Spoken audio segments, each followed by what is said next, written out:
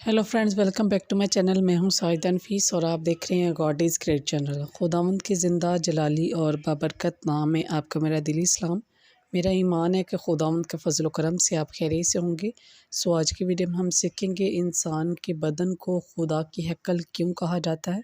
So video के अंत तक ज़रूर देखिएगा और अगर आपको मेरी वीडियो अच्छी लगे तो लाइक और सब्सक्राइब ज़रूर कीजिएगा ताकि आपको मेरी नेक्स्ट आने वाली वीडियो सबसे पहले मिल सके और आप अपने ईमान को खुदावंद पर और ज़्यादा मजबूत और पुख्ता कर सकें।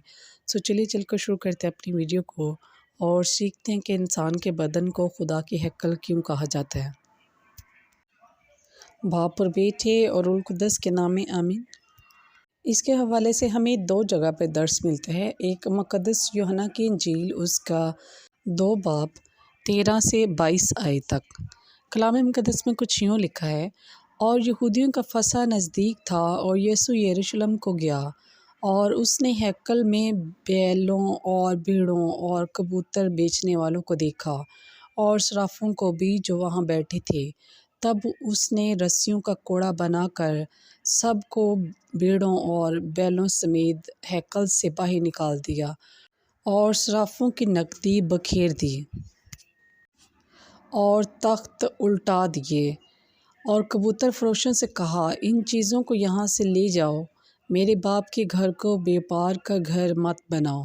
और उसके शागिर्दों को याद आया कि यूँ लिखा है कि तेरे घर की गैरत मुझे खा जाएगी।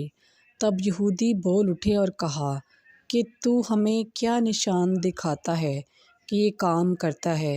यीशु ने जवाब में उनसे कहा, इस हैकल को ढा दो और मैं 3 दिन में इसे खड़ा कर दूँगा। यहूदियों ने कहा, 46 बरस में ये हैकल बनी है और तो इसे 3 दिन में खड़ा कर देगा। मगर उसने अपने बदन की हैकल के बाबत कहा था, इसलिए जब वो मुर्दों में से जी उठा तो उसके शागिर्दों को याद आया कि उसने ये कहा था और वो नविश्ते पर और यीशु की उस बात पर जो उसने कही थी ईमान लाए। और दूसरी जगह जो हमें दर्स मिलता है वो है मुक़द्दस पौलुस रसूल का ख़त कुरिन्थियों के नाम उसका 3 बाब 16 से 17 आयत।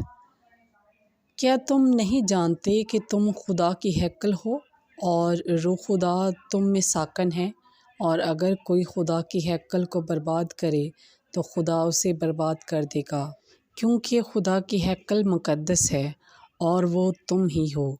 बस पाकलाम के पढ़े और सुने जाने पर खुदावंद की ख़ास बरकत हो, खुदावंद का शुक्र हो। सो मेरी चीज़ों, खुदावंद इस कलाम के वसीला से आपको मुझे बहुत सी बरकत से नवाजे। अपना और अपने प्यारों का बहुत सारा ख्याल रखिएगा, दुआओं में याद रखिएगा। खुदा हाफिज़।